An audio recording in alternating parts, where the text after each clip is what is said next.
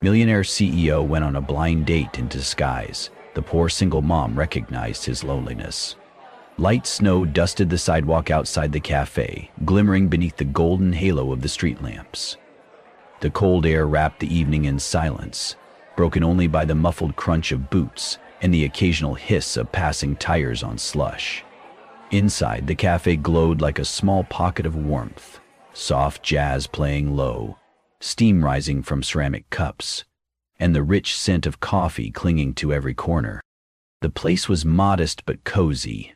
Wooden beams overhead, a row of frosted windows offered a blurred view of the outside world, like watercolor paintings in motion.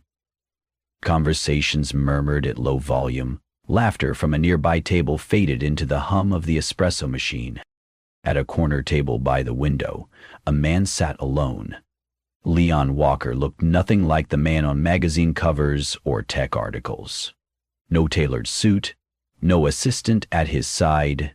He wore a plain navy sweater, a black beanie, and scuffed brown boots, completely unremarkable. That was the point. He checked the time. 6:59 p.m.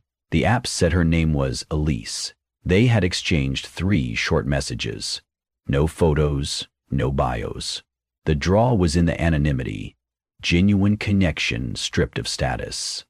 At least, that was the promise. At 7:05, the bell above the cafe door jingled. A tall woman stepped inside, brushing snowflakes off her designer coat. Her lipstick was perfect. Her heels echoed sharply on the floor as she looked around, eyes scanning, calculating. Then they landed on Leon. He stood up. She blinked, her eyes narrowed. "You?" she said flatly. Leon offered a hesitant smile. "Hi, I'm—" She scoffed, loud. "I don't do broke guys. Pathetic." Gasps rippled through the cafe. A spoon clinked hard against a saucer. The barista froze mid-pour. The woman turned without another word, her heels clicking a final insult as she disappeared out the door. The bell jingled again. Then silence. Leon sat back down, slowly, carefully. His shoulders didn't slump, but his jaw tensed. He stared at his coffee, steam rising in idle swirls, no expression on his face. But his fingers curled slightly on the edge of the table. Behind the counter, Ava Blake had seen everything. She stood still, cloth in hand, her apron lightly dusted with flour from the pastries she'd just arranged. Her golden hair was pulled back in a loose ponytail, a few strands falling around her face. She didn't speak, didn't move, just watched him. Leon stared out the window. Snowflakes drifted past in silence, and then, quietly, so quiet it might have been to no one at all, he said, "Happy birthday to myself." Ava's breath caught. She glanced at the pastry case. One slice of chocolate cake remained. Her fingers moved instinctively, opening the case, placing the slice on a white plate, reaching beneath the counter for a little folded card. She hesitated a second, then wrote carefully, "Everyone deserves a candle. Happy birthday." She added a single small candle, lit it. Then, with practiced calm, she walked over to his table. Leon looked up. His eyes flicked to her face, then to the plate, then back. "This is from the cafe," Ava said gently. "We do surprise birthdays sometimes. I didn't tell anyone it was my birthday." "You did not have to." He stared at the candle, then slowly reached out and picked up the card. His thumb ran across the ink, as if testing if it were real. Ava didn't linger. She offered him a soft smile, then turned and walked back to the counter. Behind her, Leon sat motionless for a moment. Then he leaned forward, cupped one hand near the flame, and watched it dance in the reflection of his untouched coffee. Leon stared at the flickering candle for a long time. He had not moved to blow it out, nor to eat the cake. The flame danced in the shallow space between them, casting a soft glow on the card beside it. Across the cafe, Ava finished wiping down a table, then glanced toward him. He was still alone, still silent.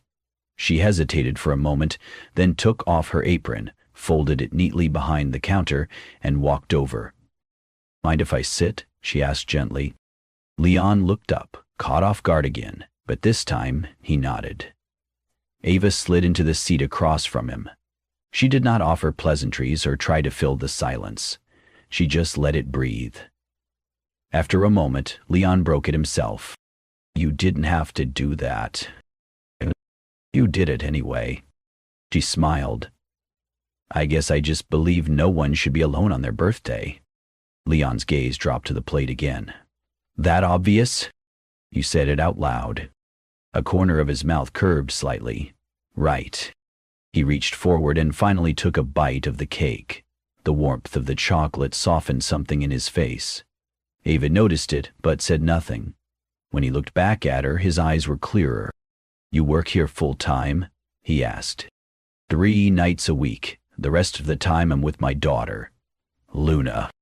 Leon nodded. "Pretty name." "She's 4, has more energy than 10 grown men." He chuckled under his breath. Ava leaned her elbows on the table, her expression thoughtful. "When I was 10, I made myself a birthday card," she said suddenly. Leon blinked. "You did?" "Yep." She reached into the side pocket of her bag and pulled out a faded piece of folded paper, the edges frayed, the ink slightly smudged, but still legible. She placed it gently on the table and opened it. In crooked handwriting it read, "Happy birthday, Ava. You matter." Leon stared at it. "You kept it all these years?" "I never had a real cake or candles growing up," she said softly. "I bounced around too much, foster homes, couch to couch. But I promised myself, if no one else remembered, I would." Leon's gaze dropped to the little card she had written for him, then to the one she wrote for herself all those years ago. Without thinking, his fingers reached out and gently ran along the old crease in the paper. Ava watched him, something soft blooming in her chest. "That is why I write birthday notes for strangers. It is silly, I know, but sometimes a small kindness is the only thing someone gets that day." Leon shook his head. "It's not silly." He paused. "My mother died when I was 13, he said quietly. "My father disappeared long before that. I was raised in boarding schools, cold, gray places. You learned quickly not to expect anything, especially not on your birthday." Ava did not interrupt. She only nodded. "For years I pretended it didn't matter," Leon went on. "That it was just a day, another day. But today, I do not know. It hit harder than usual." Silence stretched between them. Not awkward, but heavy. Real. Ava stood up. "Wait here." She returned moments later with a fresh cup of tea, steam rising in gentle curls. She set it in front of him, and as he reached for it, her hand covered his for just a second. "Well, let it burn a little," she said softly. "It means you still feel something." Leon froze, his fingers stilled beneath hers. Then, slowly, he looked up at her. Their eyes met, and in that quiet moment, something shifted. Not pity, not charity. Recognition. He let out a breath he did not realize he had been holding. "Thank you," he said, and this time the words held weight. Ava smiled again, then stepped back. "Enjoy the tea. It's my favorite blend." Leon took the cup in both hands. He did not speak again, but the way he cradled the warmth said enough. He took another look at the candle, now burned down to a stub, and then back to the birthday card. It was the first one he had received in 20 years. The night air was crisp, with only a faint breeze whispering through the trees. Snow still lined the edges of the sidewalks, frozen in delicate patches where the sun had not reached. Leon Walker walked aimlessly through the park, hands shoved into his coat pockets, his breath fogging faintly in front of him. Sleep had been distant all week, hovering just out of reach. He had returned to work, read emails, nodded in meetings, but his mind had stayed behind in that small cafe, in the flicker of candlelight and the quiet sincerity of a stranger who had seen him, really seen him. Now, he wandered beneath the soft glow of lampposts, his footsteps crunching lightly on the path dusted with frost. A sudden cry pierced the calm. A child's voice, sharp and startled. Leon looked up, just in time to see a little girl trip on a loose stone and fall forward onto the pavement near the swings. Without thinking, he jogged forward. Hey, it's okay," he said, kneeling beside her. The girl sat up, sniffled, then looked at him with wide, glassy eyes. Her cheeks were pink from the cold, curls sticking to her forehead under a fuzzy pink hat. A moment later, her eyes widened even more. "I know you," she gasped. "You're Mommy's birthday man." Leon blinked. "I what?" She grinned, showing a gap where one of her baby teeth had just fallen out. "The man from the cafe, the one who got the candle."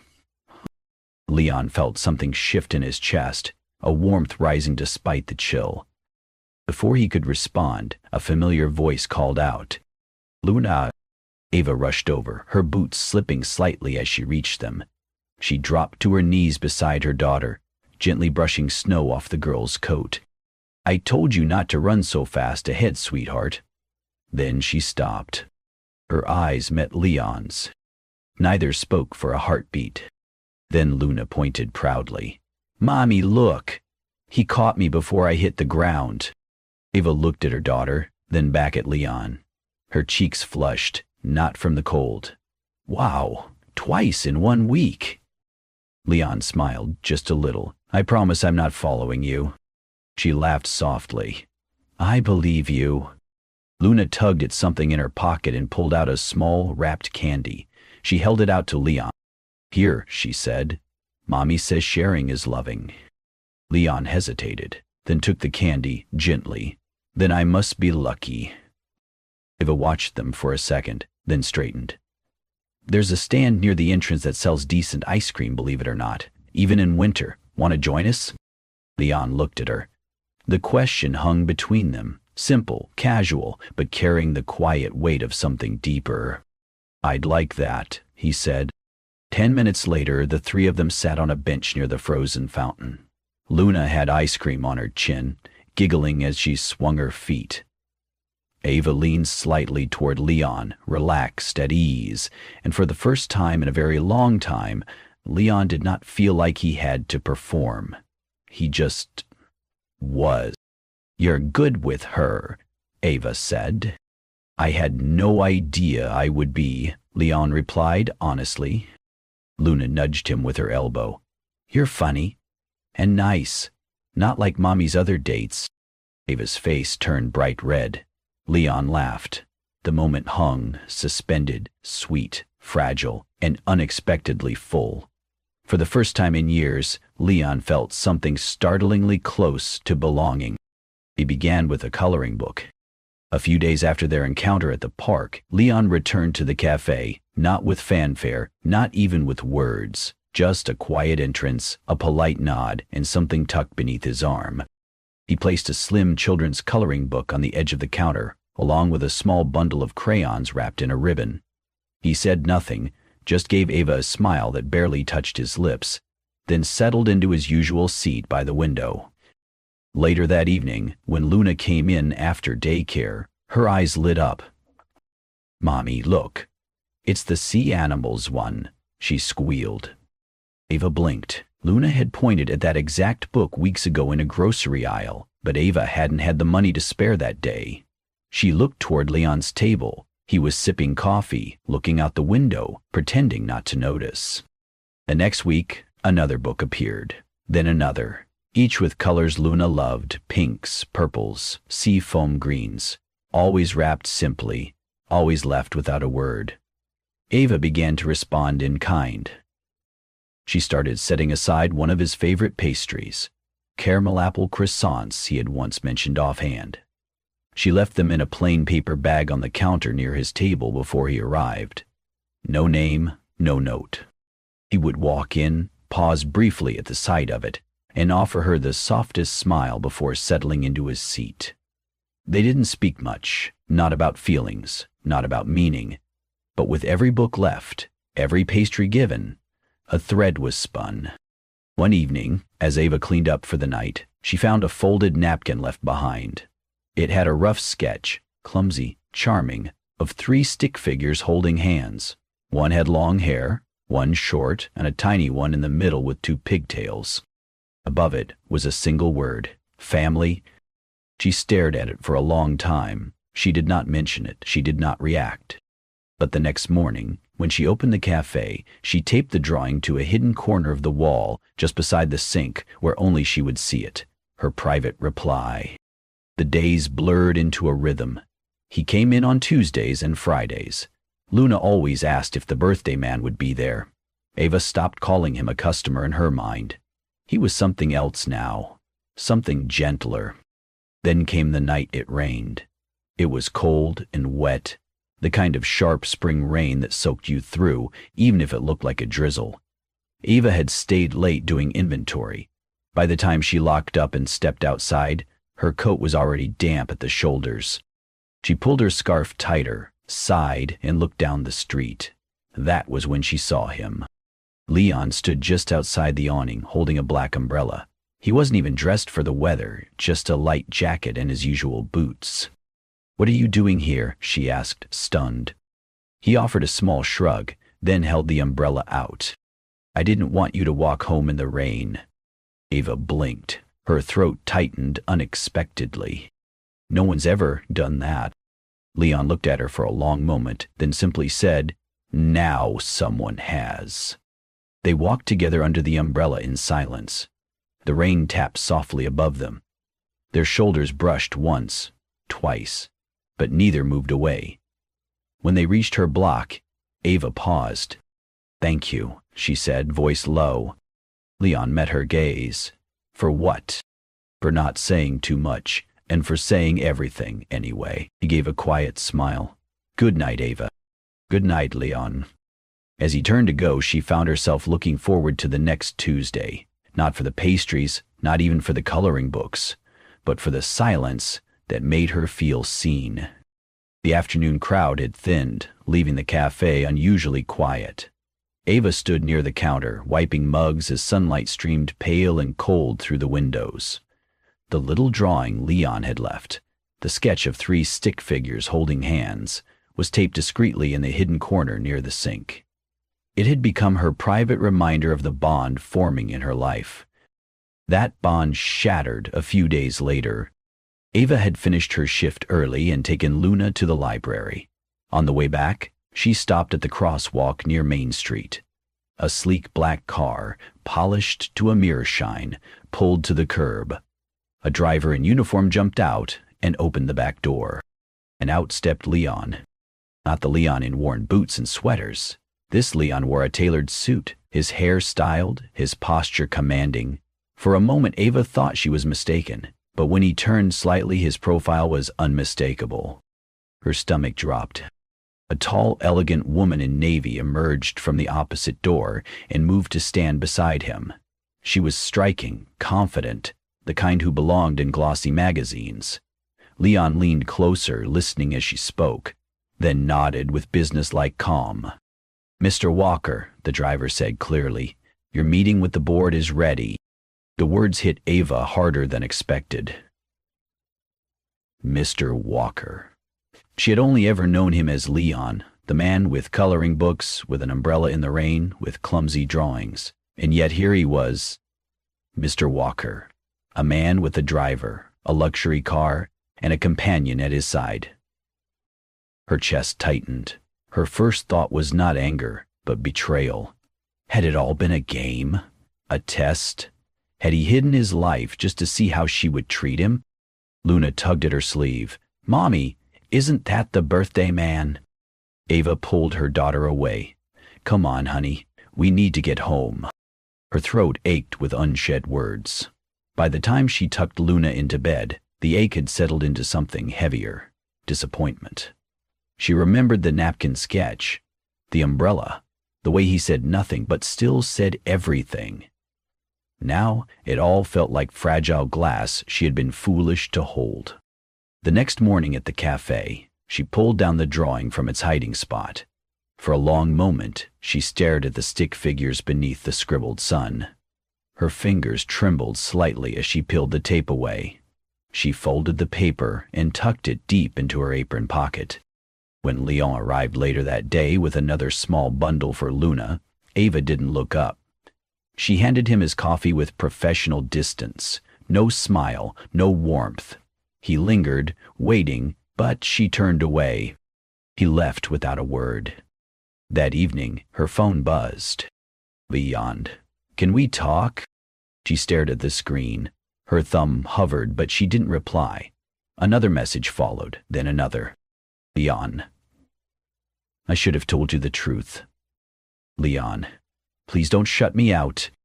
Leon, "I didn't mean for you to find out that way." The glow of his words filled the dark kitchen, but she set the phone down. She could not answer. Not yet. For the next several days, she kept her distance. When Leon appeared at the cafe, she stayed behind the counter, sending another barista to serve him. When he tried to catch her eye, she busied herself with trays or receipts. Each time, his shoulders sank lower. It wasn't anger. It was the sting of trust slipping through her fingers. She had let him into her quiet world, shown him her daughter, her hurts. And now she realized she had been the last to know who he truly was. One evening, after closing, Ava locked the door and turned the chairs onto tables. As she reached for her coat, she noticed an envelope tucked neatly beneath his usual table by the window. Her name was written on the front in careful script. She hesitated, then opened it. Inside was a single sheet of paper. "I came in disguise because I didn't want to be seen for what I own, only for who I am. But maybe that was still a lie. Maybe hiding is its own kind of deceit." Her eyes stung as she read. She sank into the chair, the letter trembling in her hands. "I didn't mean to mislead you. I just wanted for once to meet someone who didn't see a balance sheet. You gave me that. You gave me more. But now, I fear I've ruined it." At the bottom, his signature, Leon. She folded the letter carefully, placed it back into the envelope, and sat in the quiet cafe long after the lights had dimmed. Her heart torn between disappointment and the memory of a man who once lit a candle just to watch it burn. The envelope arrived on a Wednesday morning, slipped beneath Ava's apartment door. She found it as she was rushing to get Luna ready for preschool. The return address made her pause. Bright Horizons Academy, the most prestigious early learning school in the city. Ava's brows knit in confusion as she tore it open. Her breath caught as she read, "Congratulations. Your daughter, Luna Blake, has been awarded a full scholarship, covering tuition and fees in their entirety." At the bottom of the letter, in simple handwriting, a single line had been added. "For the girl who still believes in birthday candles." Ava pressed a hand to her mouth. Tears welled before she could stop them. She looked at Luna, who was humming while trying to put her shoes on the wrong feet. Her daughter, who made cards for her stuffed animals and insisted on blowing out pretend candles even when there was no cake. Her little girl, who deserved so much more than Ava had ever been able to give. She sat down heavily on the couch, the paper trembling in her hands. Leon, it had to be him.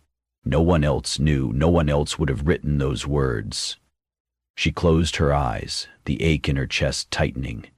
He had lied, yes, but this was not the act of a man playing games. This was something else entirely. That afternoon, Ava walked toward Leon's corporate office tower, the place she had only ever glimpsed from afar. The glass building rose like a monument against the skyline, gleaming, intimidating.